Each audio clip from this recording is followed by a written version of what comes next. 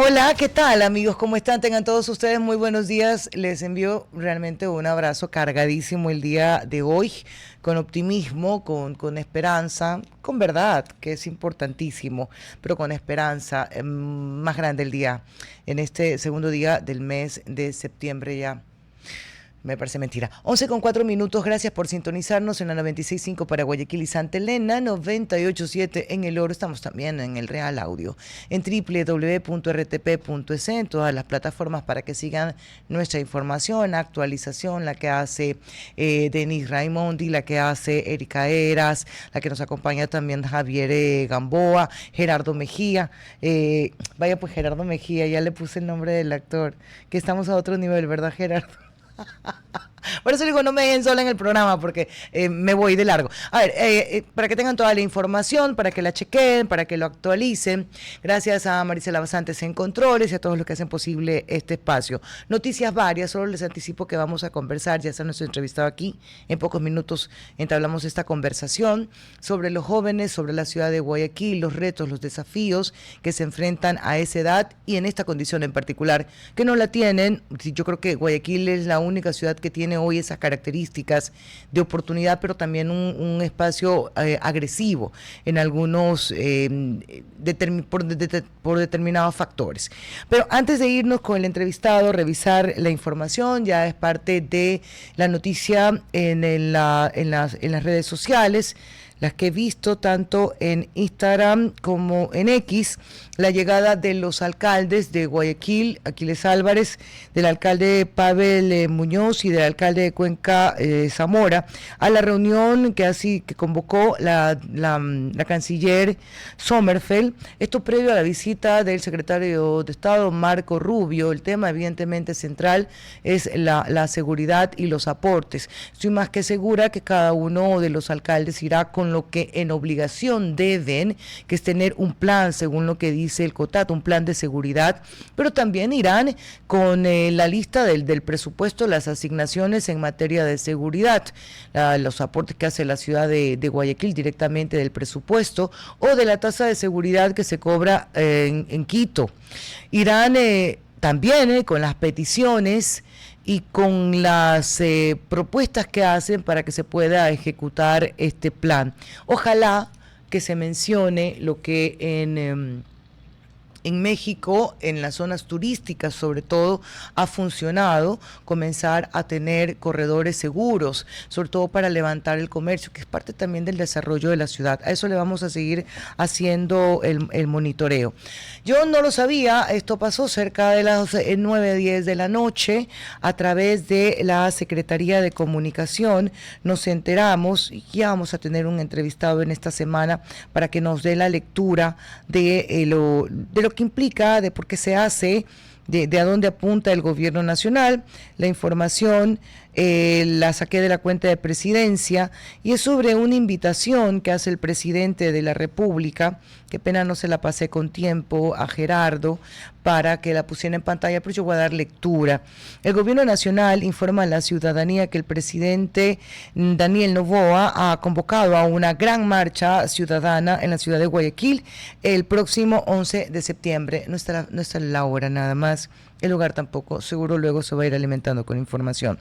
El objetivo de esta jornada es expresar de manera firme y pacífica el compromiso del Ecuador con la defensa de la paz y la justicia, valores fundamentales para la convivencia democrática y también para el fortalecimiento del Estado de Derecho. El primer mandatario invita a todos los ecuatorianos a unirse a esta manifestación de unidad nacional que mire el futuro y que busca ratificar la voluntad del pueblo de vivir en un país seguro, justo y solidario.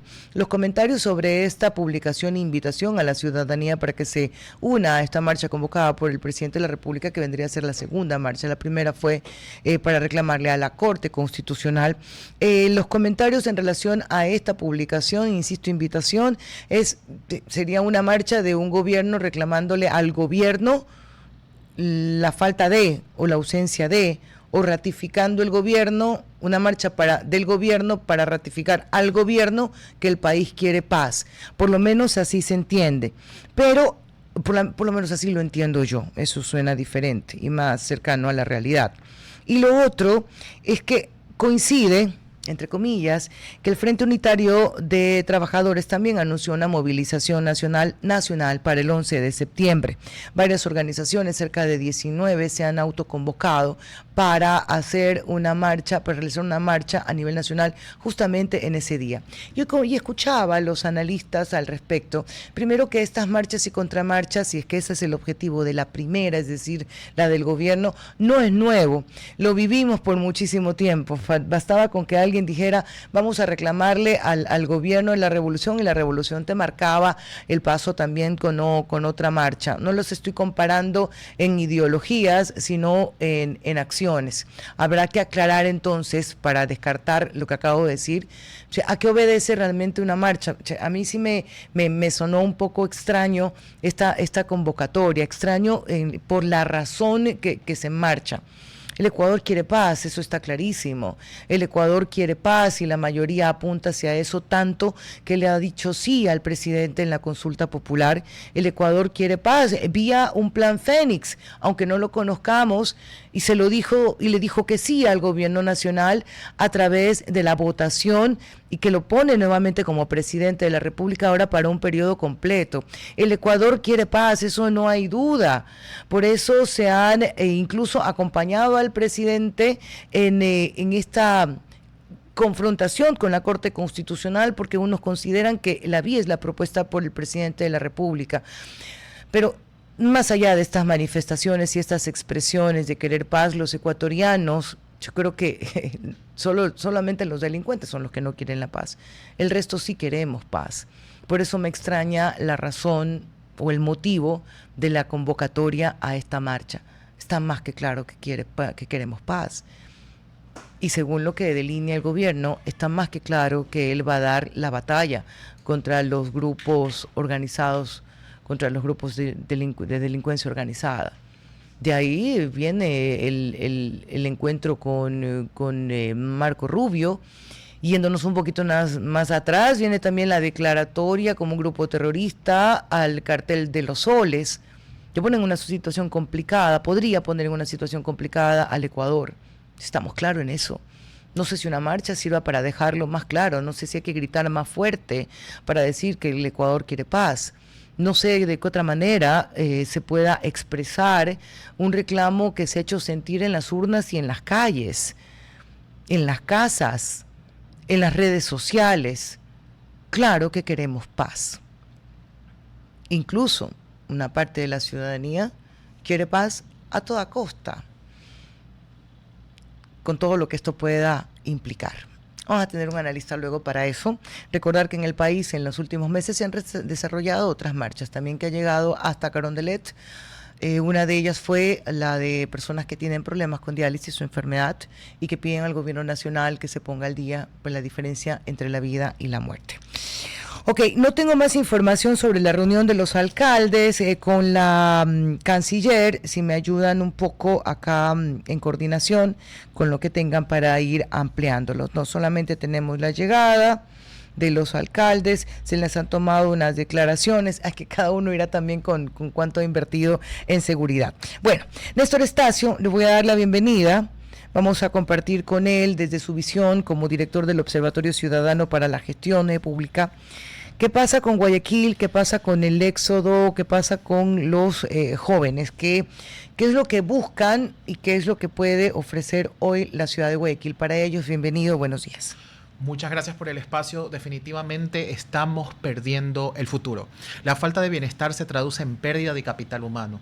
Ya los jóvenes no están viendo su bienestar aquí. Les puedes preguntar a cualquier joven de Monte Sinaí, de Ceibos, de varios sectores de la ciudad, que es lo que nosotros hemos hecho como Consejo Consultivo de Jóvenes de Guayaquil, y levantar un diagnóstico junto a CDH y ACNUR sobre las necesidades principales de los jóvenes, y la mayoría de ellos prioriza que la seguridad es fundamental para seguir adelante, porque si no tenemos seguridad, si no tenemos las garantías de que al salir de nuestro barrio vamos a tener resguardo, sino más bien tenemos el miedo y nuestros padres tienen el miedo de que nos puedan balear, claramente no vemos el futuro aquí. Néstor, cuando dices jóvenes, ponme el rango de edades, por favor. desde los 18 a 29 años. Ok, ya algunos se me bajan de la historia que son jóvenes. Es hasta los 29, 100, 35, 36 son jóvenes, es la juventud eterna. Entonces, 18 y 29. ¿Hay alguna diferencia entre lo que los jóvenes de esta época, de 18 a 29, aspiran de Guayaquil versus otras generaciones?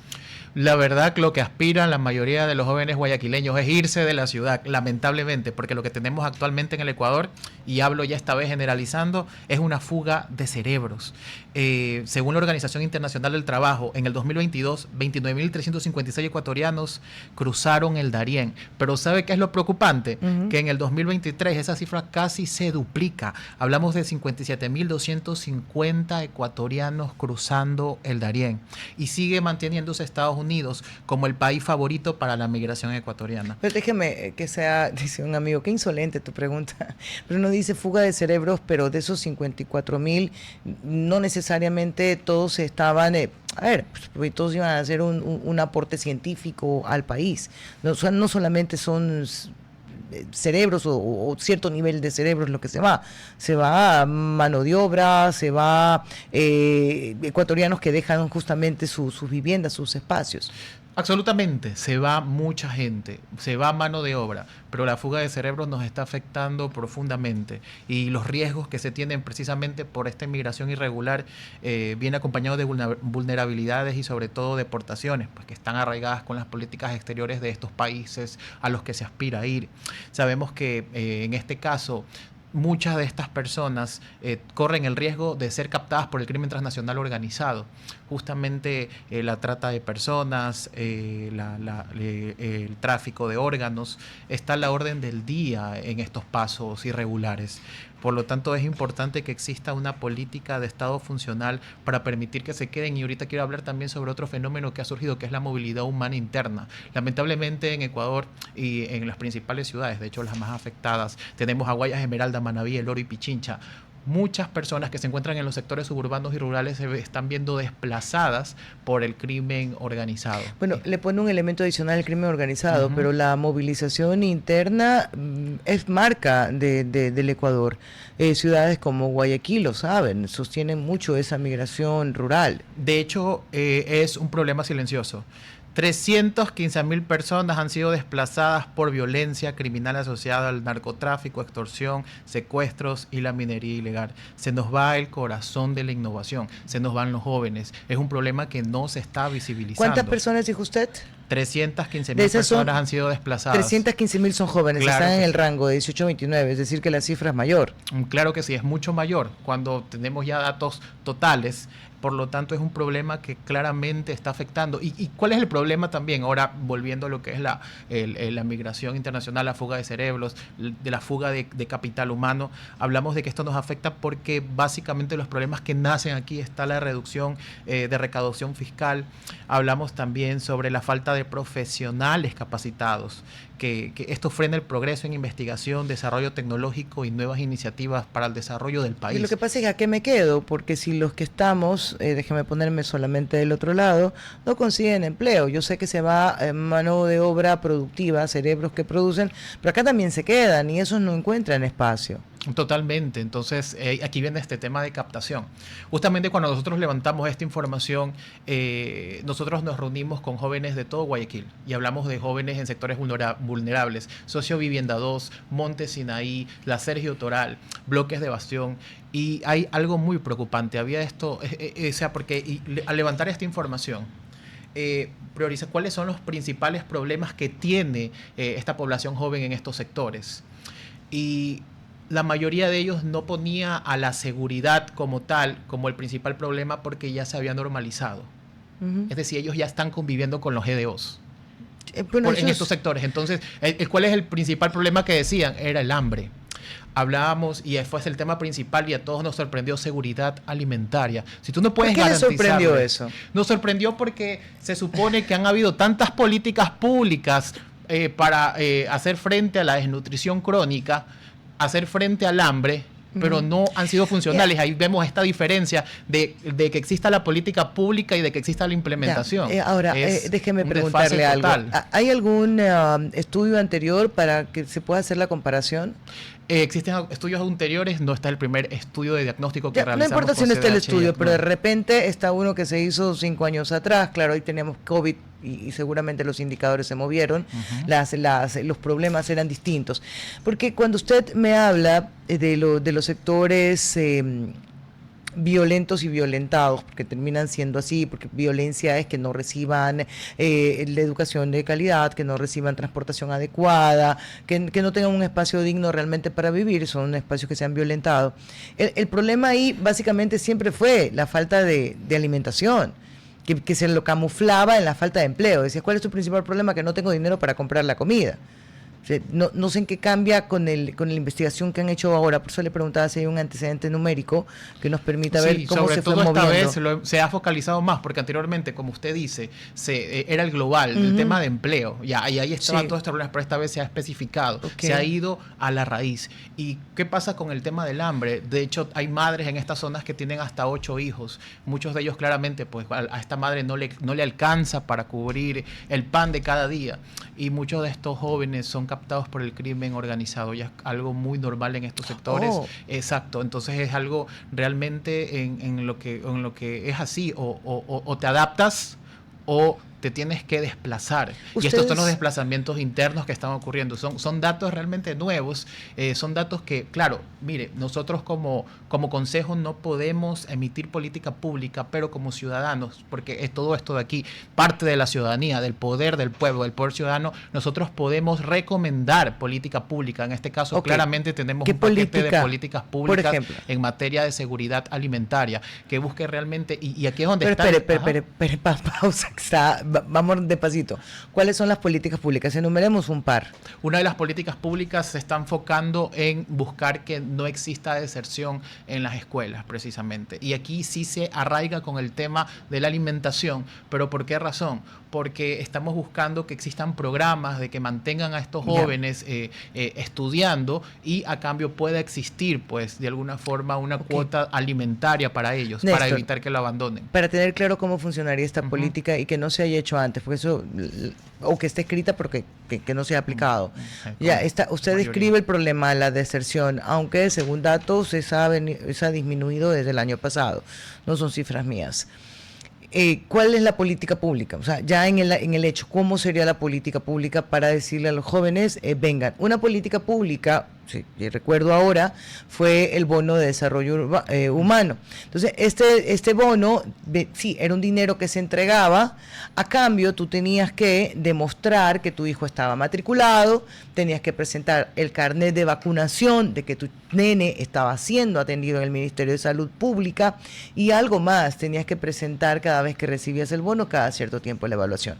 ¿Qué política pública plantean ustedes que se puede hacer que empuje a la familia a matricular al niño o a la nena a la escuela o colegio? Claro que sí, sobre todo como es un paquete de políticas públicas, no solo es puntual en algo relacionado a la educación, pero por ejemplo aquí sobre una propuesta que tenemos es que exista una unidad municipal de desplazamiento interno, porque hay que levantar el diagnóstico desde el registro, la evaluación y la derivación. En este caso pues tiene que existir apoyo interinstitucional. Además creemos que debe existir y propondremos una política pública centrada en el urbanismo táctico en zonas críticas, como la iluminación, la limpieza de lotes y control de acceso. Y cuando hablamos con buscar que se reduzca la deserción estudiantil, es que exista un programa, en este caso una política pública de hambre cero, para que pueda de alguna forma apoyar a estas familias que tienen este problema alimenticio. ¿En qué consistiría? ¿Cuál sería la logística como para poder aplicar hambre cero? Un programa que recuerdo en su momento era CIDH, Creciendo con Nuestros Niños. Para estar dentro del barrio llegaban promotoras sociales. Entonces, esas promotoras sociales se encargaban de darle estimulación temprana a los niños de 0 a 5 años. Pero la presencia de estas promotoras no solamente era para darle estimulación, sino también venía un médico que acompañaba a la familia, te hablaban sobre la nutrición, y ya una vez en casa, cuando te abrían las puertas, tú te das cuenta de la realidad que vivía esta persona. Entonces, esta mamá que de repente era madre soltera, o tenía pareja, pero no ninguno de los dos tenía trabajo. O sea, ¿qué acción puntual nos puede permitir ingresar así hasta la comunidad, detectar y luego aplicar? Precisamente por eso está la propuesta de la Unidad Municipal de Desplazamiento Interno, Ya, porque hay que tener un diagnóstico, pues registro, evaluación y derivación. ¿Por qué el gobierno municipal? Precisamente porque se centra en la reconstrucción del tejido social. Pero él no dicta política pública. Y sería interinstitucional. En materia local sí se puede trabajar interinstitucionalmente para potenciar una política pública sobre todo. ¿Ustedes creen que es posible realmente llegar a este hambre cero si no va a ser de la noche a la mañana? Pero quiero saber cómo funcionaría, me intriga muchísimo, es más, me sumo al proyecto, pero quiero saber cómo funciona logísticamente. Ustedes llegan, hay esta evaluación, si es que se ha hecho antes. No se ha hecho antes, más bien habría que ver cuál sería el mecanismo funcional y exacto. Nosotros identificamos el problema y proponemos una política pública. La política pública son programas y proyectos que lo hace directamente el ente municipal y de gobierno, sobre todo. Entonces, en este sentido, hay muchas formas. Así como habla de que se da un bono de desarrollo, también puede haber un bono alimenticio. Ajá, exacto. Precisamente para que estas familias que sufren hambre puedan tener algo en la mesa. A cambio también se realizaría este análisis a profundidad sobre la condición en la que están los niños, jóvenes, adolescentes que se encuentran precisamente cursando en estas escuelas, porque hablamos que en estos sectores predomina la criminalidad. Entonces sí, es muy crítico, es mucho más profundo, es muy triste tener que llegar a estos espacios y escuchar que tienen hambre, que no pueden acceder a educación, que no hay mecanismos para poder capacitarse. Y eso nosotros lo estamos visibilizando, y el primer paso es visibilizar estas problemáticas. Entonces, ¿hay acercamiento con el municipio, dado que es vendría a ser el gestor y luego el ejecutor de este censo? Sobre todo, aquí viene el tema. Nosotros trabajamos de la mano con el Consejo Cantonal de Protección de Derechos de Guayaquil. Significa lo que se está buscando es que se protejan los derechos. Y como vivimos en una ciudad que realmente está en situación crítica, y el país en general, pues entonces nosotros lo que buscamos sobre todo es identificar las problemáticas para proponer política pública. Son los planes y lo que se lleva a cabo lo que tiene que trabajar directamente la administración. Y ojo, no solo hablamos del tema local, es que esto también lo puede hacer el tema gubernamental, el tema del MIR. Estas políticas se busca que trasciendan, pero de la mano estamos con de lo que hace el municipio de Guayaquil, de los municipios diferentes que hay en el país, hay 222 cantones, por si acaso, ya tenemos un nuevo cantón. De esos 222 alcaldes y lo que puede hacer el gobierno central, ¿han detectado algún programa que se esté ejecutando y se pueda ampliar, incluso desde el Ministerio de Inclusión Económica y Social? Sobre todo creemos, por ejemplo, entre las soluciones que hemos propuesto, está aquí el tema de la Unidad Municipal de Desplazamiento Interno y Urbanismo Táctico, y también sobre el bono de hambre cero se centra en la parte local de Guayaquil, pero también creemos que la prefectura puede hacer algo más. Por ejemplo, nuestras propuestas también se centran en una red provincial de refugios temporales y centros logísticos para ayuda, porque también otro de los problemas que cuando hablamos de movilidad humana, no solo hablamos de las personas que salen del país, sino también de las personas que entran al país, pero además de las personas que en sectores suburbanos y en parroquias rurales se tienen que movilizar a las partes urbanas por muchos factores, entre ellos porque buscan desarrollo, por el tema de la seguridad, incluso por el tema de las inundaciones que hace poco tuvimos, y muchas de estas personas ya se instalaron acá. Entonces, ¿qué pasa? Tenemos que entender que las ciudades tienen una capacidad. Las ciudades tienen una capacidad limitada, y cada vez que entran personas hay que buscar cómo adaptarse, y es por eso que en Guayaquil vemos un problema de indigencia enorme en los sectores de Urdesa, en los sectores de Ceibos, en el propio centro de Guayaquil. Por lo tanto, es fundamental que exista una política pública a nivel prefectura que busque ayudar a estas personas, sobre todo, porque es un gran problema, que no solo arraiga el tema de darles un refugio provisional, un centro logístico para que ellos puedan tener alimentación, sino algo ya va más allá, incluso a la salud mental, sobre todo, que lo estamos teniendo en nuestra ciudad, este problema, en la provincia sobre todo, y debemos centrarnos en que existan soluciones integrales y funcionales. Yo quiero agradecerle, Néstor, por haber estado con nosotros esta mañana, 11:28.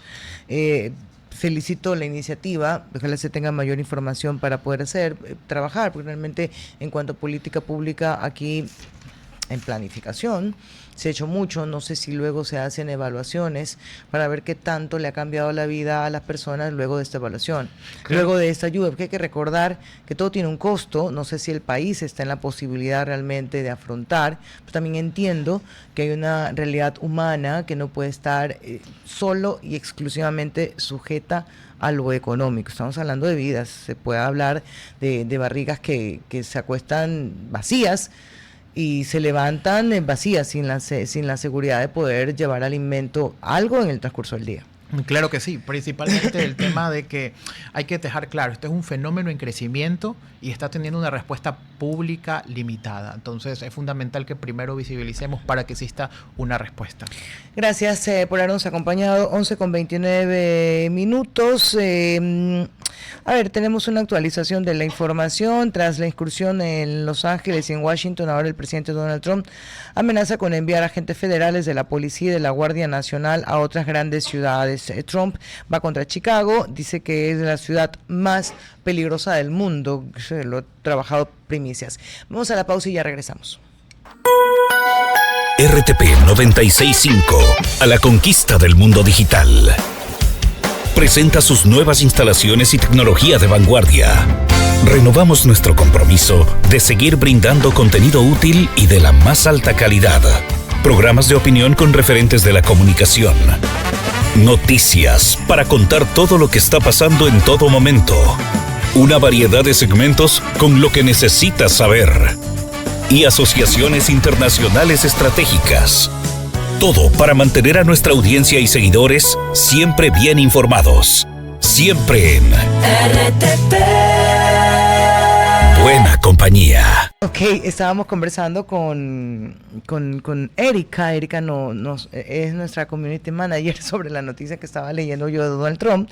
Voy a darle un poquito más de información. Lo cierto lo trae Diario Primicias. Hay que dar la fuente, hay que dar crédito al trabajo que hacen los periódicos, los medios de comunicación. Eso yo no entiendo, por ejemplo. Hay medios de comunicación y bueno, cada cual tiene su línea, no, que les incomoda citar la fuente de otro medio de comunicación. Sí, o sea, no debería. Si yo doy una noticia, se me ocurre en Ecoavisa, y el que hizo la nota es de Teleamazonas, bueno, la noticia que sacó la colega Teleamazonas. Hay que darle crédito a eso. La competencia no está en si digo el nombre o no. En comunicación es la credibilidad, ese es el capital que tiene uno, y ahí es donde tiene la pelea. No, a veces ni siquiera es la primicia, sino también la profundidad que se le dé a la investigación. Pero bueno, en este medio de comunicación leemos todo, damos toda la fuente. Primicia dice: el presidente de Estados Unidos, Donald Trump, prometió este martes 2 de septiembre resolver rápidamente, abro comillas, el problema de la criminalidad en Chicago, ciudad a la que calificó como la más peligrosa del mundo de lejos. O sea, Chicago es la más peligrosa, no ha venido a una de las más peligrosas que hay es Durán, por ejemplo. Bueno, voy a resolver el problema de la criminalidad rápido como lo hice en D.C. Esto lo dijo en referencia al despliegue de reservistas de la Guardia Nacional en las calles de la capital en Washington. Chicago será segura de nuevo y pronto. Luego de su incursión en Los Ángeles en junio y en Washington a mediados de agosto, la administración Trump ha amenazado con enviar agentes federales a la policía y de la Guardia Nacional a otras grandes ciudades de mayoría demócrata como Chicago, New York, Baltimore y Boston. Los demócratas, de hecho, estaban alertando sobre una invasión de militares en Chicago. Esto se lo conocía en Estados Unidos desde el domingo. El gobernador de Illinois, que se opuesto al presidente, al que ha llamado un dictador, lo ha acusado directamente a Trump de poner en peligro las elecciones legislativas en medio término de 2026 con ese despliegue, con esa presencia. Bueno, esa es la posición que toma el presidente Donald Trump. No, como lo daba cuenta Primicias, no es nuevo, ya lo hizo en D.C., también en Los Ángeles, lo mismo. Las críticas y los reclamos se han visto incluso de algunos seguidores y personas que votaron por Trump, no estar de acuerdo acuerdo con la política interna que estaba manejando, y no solamente tiene que ver con la migración, sino con los efectos de su lucha contra los migrantes, que es económico, que es social también, y sobre las acciones que toman durísimo, que se le llame a un presidente de los Estados Unidos dictador. Son dos palabras que generalmente nunca las encuentra juntas, porque se habla del país de la democracia, de la libertad, de la independencia de funciones. Yo le he seguido dando vueltas porque a veces, como decía don Ramón en su entrevista con Carlos Vera, hablando de Donald Trump, él utilizó un término diciendo que es un gran farolero. O sea, estas personas que están diciendo siempre algo y al final nunca lo cumplen. Yo espero que esta tampoco la cumpla, cuando entre bromas y comentarios así como que muy ligeros decía que a él le gustaría reelegirse, cosa que está ya imposible para él según la Constitución de los Estados Unidos. Son 2 elecciones y no más, son 8 años en el poder y se acabó. Y él decía que le gustaría algo que puede pasar en Ecuador, sí. Algo que puede pasar eventualmente en Bolivia, sí. Algo que no pasó en Colombia, eso sí hay que tenerlo claro. No permitió que el presidente Uribe se extendiera, pero en Estados Unidos eso mira muy difícil que eso ocurra. Vamos a pasar al otro tema de entrevistas, aunque tenía algo más que comentarles por acá. Hay una noticia que dice mucho de la situación económica del país. A ver, yo no conozco, me declaro completamente ignorante de algún ecuatoriano, guayaquileño en particular, que prefiera la educación fiscal el día de hoy. ¿Conoce usted a alguien que por deseo propio vaya y diga, sí, yo quiero que mi hijo estudie en un colegio fiscal? No, ¿verdad? La mayoría hace por ahí el esfuerzo para ponerlo en una educación privada por muchas razones, por la educación, pero hoy con el mayor peso lo tiene la seguridad. O sea, esa es la realidad, no nos engañemos. Pero también esta realidad se convierte en un factor a analizar en cuanto a la economía. Según la nota, hay más de 30.000 estudiantes que salieron de los colegios privados y se registraron en los colegios públicos. Y no, la educación pública no ha mejorado, no, la educación pública, la infraestructura tampoco ha mejorado, o sea que razón de peso en mejora no hay. Eso significa que 30.000 estudiantes, eso significa que los padres de estos 30.000 estudiantes ya no tienen los recursos para poder pagar la educación privada. Léanlo también económicamente. A ver, vamos con nuestro entrevistada Mercy Angélica Castro. Ella es periodista, licenciada en comunicación social. Vamos a conversar sobre los sectores productivos, de cómo están adoptando nuevas medidas para trabajar ante la inseguridad. Veo su nombre, pero no veo todavía, no le escucho. Hola, ¿cómo está, Mercy? Buen día. Hola, ¿cómo está? ¿Me escucha? Fuerte y claro, la veo usted. Hola María Fernanda, un gusto justamente compartir con ustedes esta mañana las situaciones que precisamente está pasando en el Oro. Muchas gracias por la invitación. ¿Cómo está el Oro? Cuéntenos.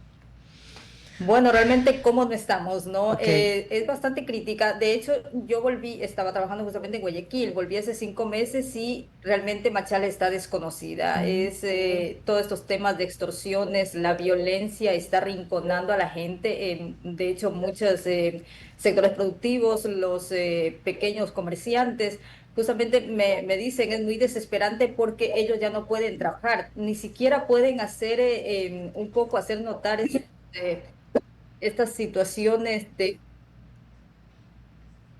Catherine, Mercy, perdón, se le está cortando la llamada. Si ve que tenemos dificultad en esa conexión, le ruego que la hagamos vía telefónica. Ustedes a ver, la hemos retomado. Sí, estamos ya.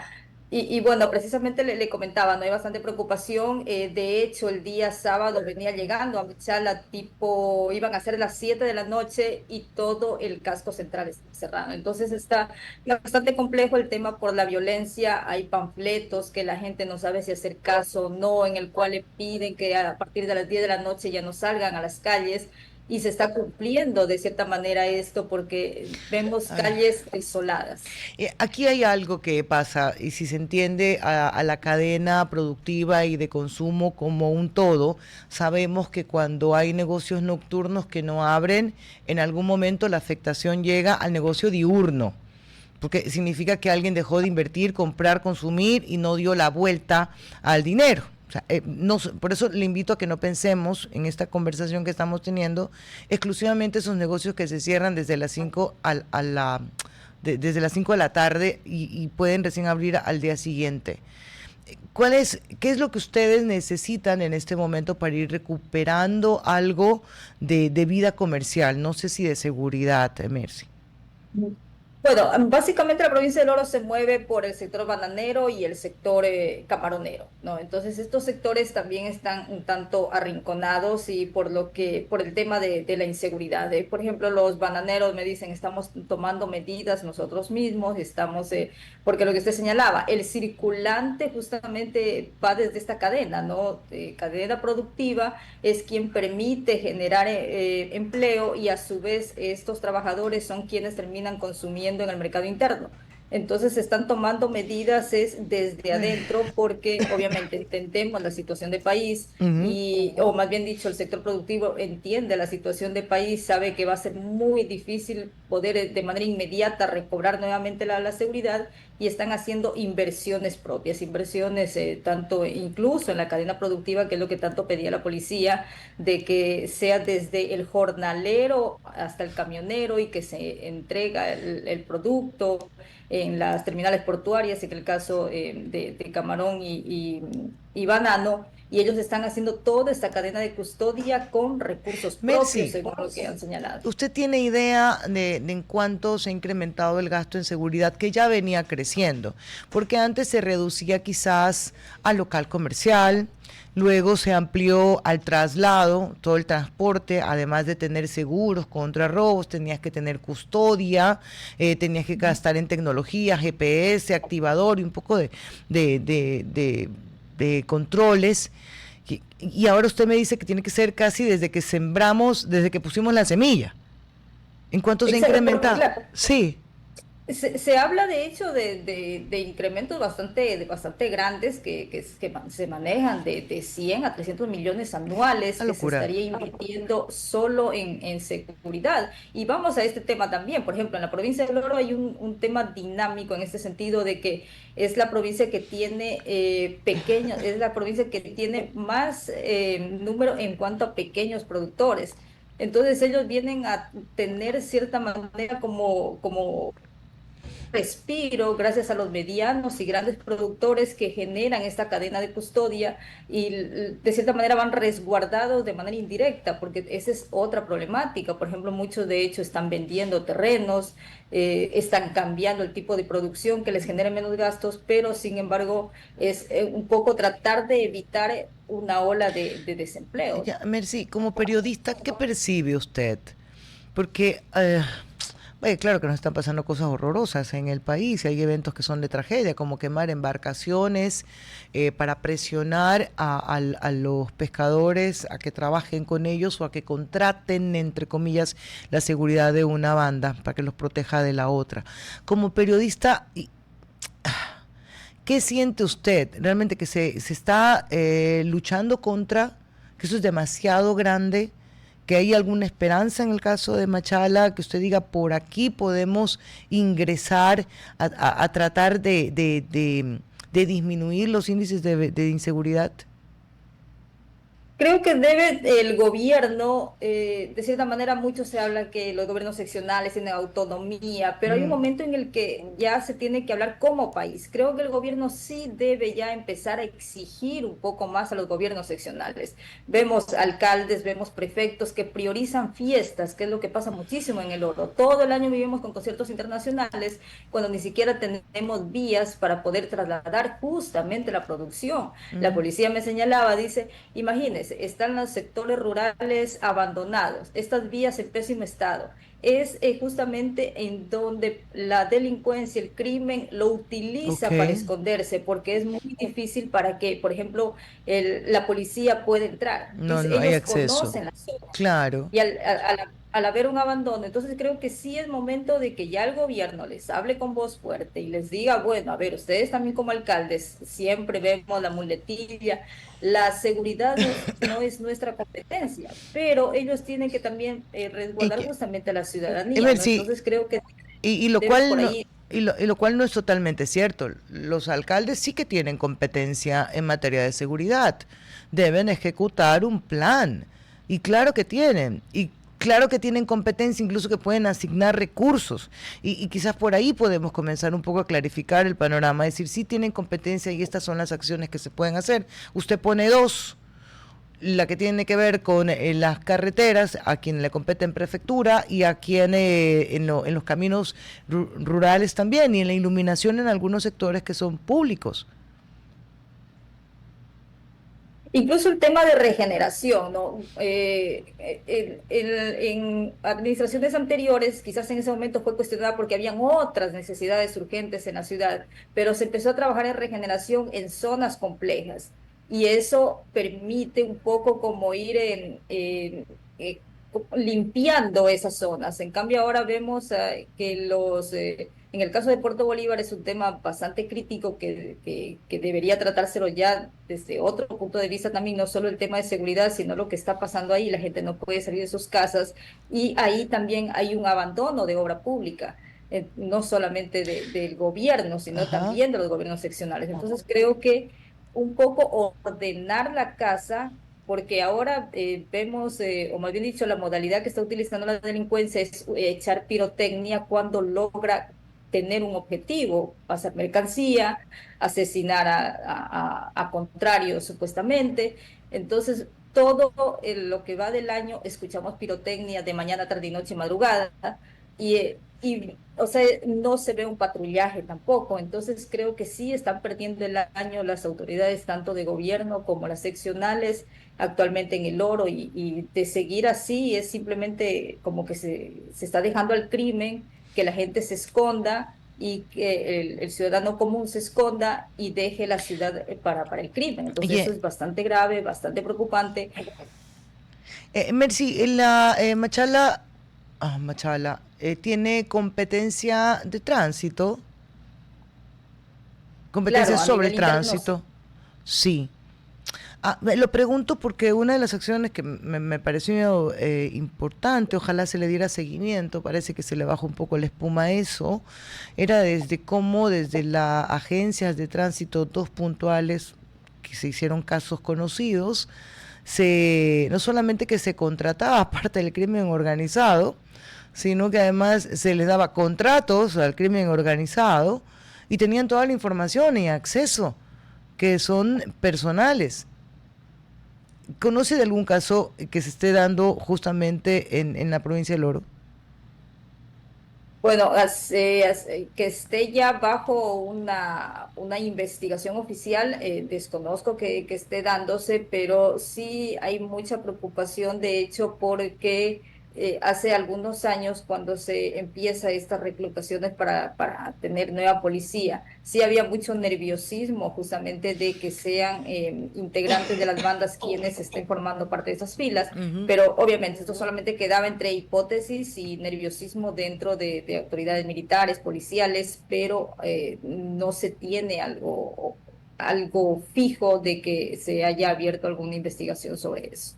¿Cómo es hacer periodismo en Machala, en el Oro, en condiciones que usted expresa, en las tensiones que al final dudas de quien trabaja dentro de una institución pública, que incluso puede generarte dudas la autoridad militar o policial, que pues, ahí hemos visto también casos en que hay policías activos, militares activos siendo parte de estas bandas? Cómo está haciendo periodismo usted? ¿Cómo está dando estas declaraciones? Bueno, yo actualmente desde hace 5 meses no estoy haciendo periodismo, estoy trabajando en una consultoría de comunicación, Ok. pero sí he hecho periodismo, de hecho, desde que estaba en la universidad, he hecho como 15, 18 años periodismo y básicamente en la parte política. Y justamente yo recuerdo que también hubo una ola de criminalidad por el 2012, algo así, que no entendemos hasta ahora qué fue lo que sucedió en ese momento, pero había demasiados asesinatos y se tomaron medidas que vemos de que ahora se las están adoptando. Y justamente yo ayer hablaba con algunos abogados y les decía, ¿será que funcionan medidas que se tomaron hace 15 años? Por ejemplo, los centros nocturnos que trabajen a menos horario, acordonar o vallar estas zonas rosas donde están los centros nocturnos de diversión, pero vamos a ver si es que funcionan o no. Y básicamente creo que ahora sí está faltando un poco en cuanto a sentar a las fuentes. Por ejemplo, cuando yo hacía el tema de seguridad, hablaba con fiscalía, hablaba con jueces, hablaba con la policía, hablaba con el ciudadano común, daba seguimiento y esto incluso se cuestionaba a las autoridades locales, ministros que siempre venían muy seguido y había apertura para poder conversar con ellos y existía como toda esta cadena y básicamente el periodismo daba el seguimiento. Ahora quizás por temor o por lo que sea, simplemente se está un poco limitando el periodismo actualmente a solo ir a contar cuántos casos se están produciendo al fallecimiento. No entiendo si es temor de los colegas o qué es lo que está pasando, pero se está contando una verdad a medias y esto hace quizás de que no tenga una connotación a nivel nacional de lo que realmente está pasando en Machala y en El Oro. Por ejemplo, anoche veíamos asesinatos, en estos 2 últimos días, asesinatos en Pasaje, en El Guabo, en Machala, en Santa Rosa. Entonces son temas que preocupan porque es como que ya hoy descanso aquí y me voy al otro cantón, ¿no? Entonces es bastante complejo lo que está pasando. Sí, me golpeó lo que dijo mucho, pero pues son sacudidas que uno necesita. Al final del día te quedas contando cuántos muertos hay, dónde fue, las declaraciones de la policía y nos vamos.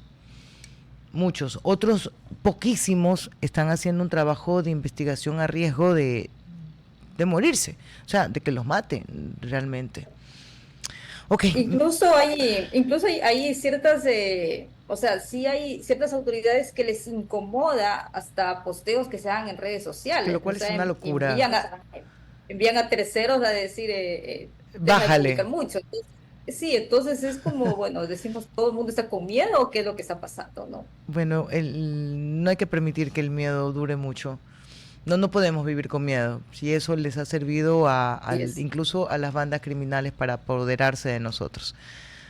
Tenemos que seguir pensando que este es nuestro país, hay que recuperarlo. Le envío un abrazo, muchísimas gracias por compartir conmigo y con nuestros oyentes. A las órdenes, que están muy bien. Gracias, Mercy Angélica Castro, dar esa lectura de lo que pasa en Machala, El Oro. Gracias por compartir con nosotros. Será hasta el día de mañana, miércoles. Les envío un abrazo y estoy a la expectativa de que salgan los alcaldes, que salga la canciller Sommerfeld, que nos diga la ministra de Relaciones Exteriores, que nos diga, bueno, de qué hablaron, qué preparan para la llegada del secretario de Estado Rubio. Gracias. Hasta aquí, Cuarto Piso. Control Master Marisela Basantes. Transmisión digital Gerardo Díaz. Coordinación de entrevistas Diana Raimondi. Redes sociales Erika Eras. Edición Oscar Saavedra. Dirección Javier Gamboa. Todos los derechos reservados. RTP 2025.